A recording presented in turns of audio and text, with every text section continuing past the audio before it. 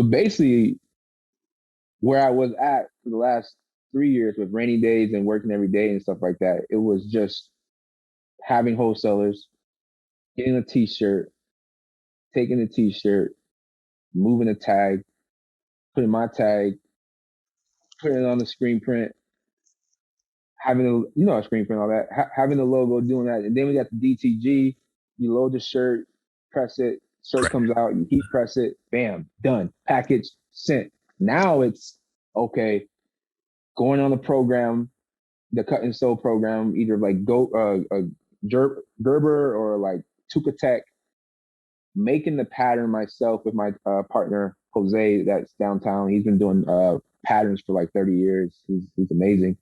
He basically was like, okay, I'm going to show you the route. So as I'm getting my stuff made, I'm going up there. He's busy. I'm going up there for like, I'm driving 45 minutes just to go up there. And he's only giving me like 7 minutes of his time. Like, yo, you come up for 7 minutes. I got to pay parking like $25 for parking. Go in there for 10 minutes. And he's showing me a little bit every single day. And then that's when I started learning the whole cut and sew process of like picking the fabric, making the patterns like extremely hard because you got to do all the measurements on the shoulders to the drop shoulders. You got to know how many you're going to sell, because on top of that, because if you get a box of tees from a wholesale, it's probably like $300, like 50 shirts, something like that, or like maybe $500, something like that. For a sample, just one shirt for a sample could be $250. Yeah. And that's just one size. And then you got to do the grading. Grading is the sizes. So you need small, medium, large, extra large, 2X. So what happened with me when I first came out with the cut and sew, I fucked up. I didn't do a pre-sale.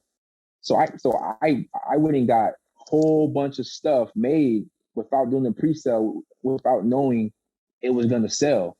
So I got all the shit. I paid thousands for it. I saved up, paid some thousands for it, got it done, dropped it, didn't sell. So I'm sitting at home like, this shit's not selling, bro. And I mean, I'm hitting people up, yo, check this out, not selling, bro. And then Jose was like, another thing you don't do. Never ever go into production without having a sample. So I had to slow down and go back to school basically, bro, and like learn how to do the whole process. So then I started doing the sample. I'll get one sample, I'll wear it, show it off. Okay, he hit me up. Bam, all right. Let's do a small run production of just 12. Not 50, just 12. All right, I might sell 7, make a quick bag off it. All right, we got 4 left over.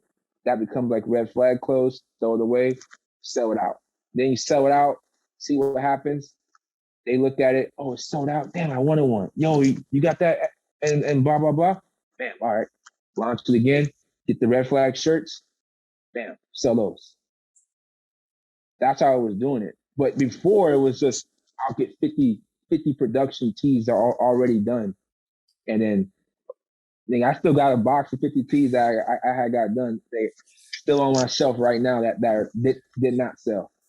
Freebies but cost me like $1,200 to make. Yeah, freebies to everybody else, but not to you. Yeah, bro, that's the thing. People that I have given shirts to and like biker shorts, all that, like I give it to them for free, but they think it's like it didn't cost me anything just to give that shirt to them.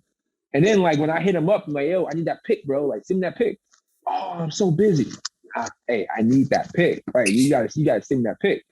Like this, like that picture is gonna help me get that next sale. And then like people don't understand that, bro. And like that was the thing I was having. I was like, okay. So people think it's just like a brand to where like I'm just giving out free stuff, and then like the reward's not coming back towards me. And that's when I'm like, okay, I got to focus on sales, focus on the people that are gonna buy, and not the people that just look cool. Yeah, nobody. So that was like, I don't think people understand quite that pressure of having 100 shirts or 100 whatever just sitting there, already paid for it.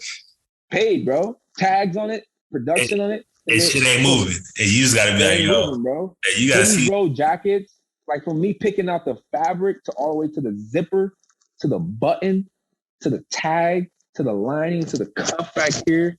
Like this whole thing right here is all cut and sew. Like, I mean, getting it made completely, bro. And then you just looking at it every day like, that shit ain't selling.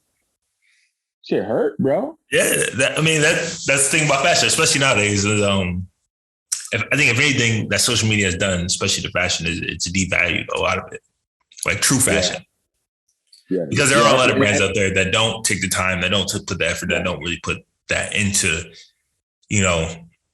what they're presenting or what they're selling, just printing on whatever cheap shirt they can and then just sending it out to people.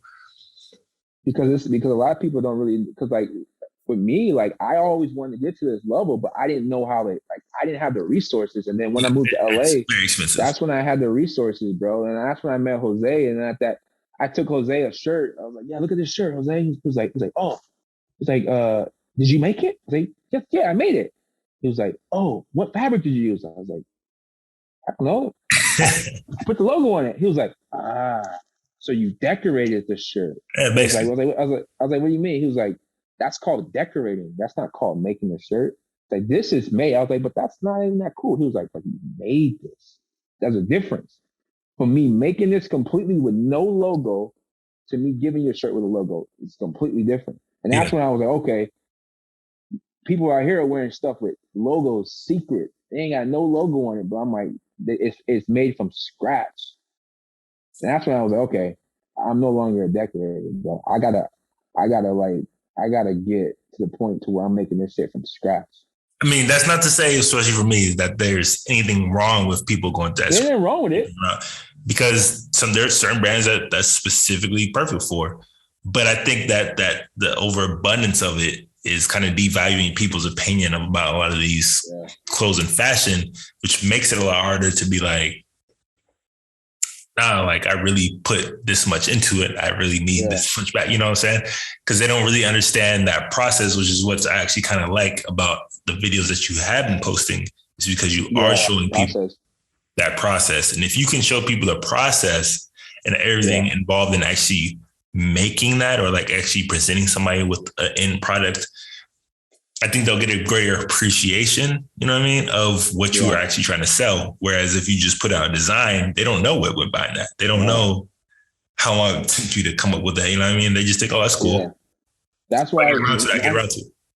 And that's what was happening when I was within the process for Rainy Days, like during like towards the, like, I would say a couple months ago, when I really finally realized what was going on. It was the fact that I was just putting a Photoshop picture of a t-shirt, logo, bam, go buy, out now. And I was like, okay, I'm not really getting that type of attention like I need to. But the moment I start showing the cut and sew process of the shirt being made and this and that, that's when people were like, oh, damn. Hey, you got any more of those? You got any more of those? That's when it started really clicking. So for any upcoming brand, I mean, but that's the thing though, like, it's not for every brand though. It's not for everybody, but like, that's not like, there's nothing wrong with just doing a screen print. There's nothing wrong with that. There's absolutely nothing wrong with that. But if you're trying to be on a level to where like you see like these big brands like Rude, Amiri, all these brands out here, like, you got to.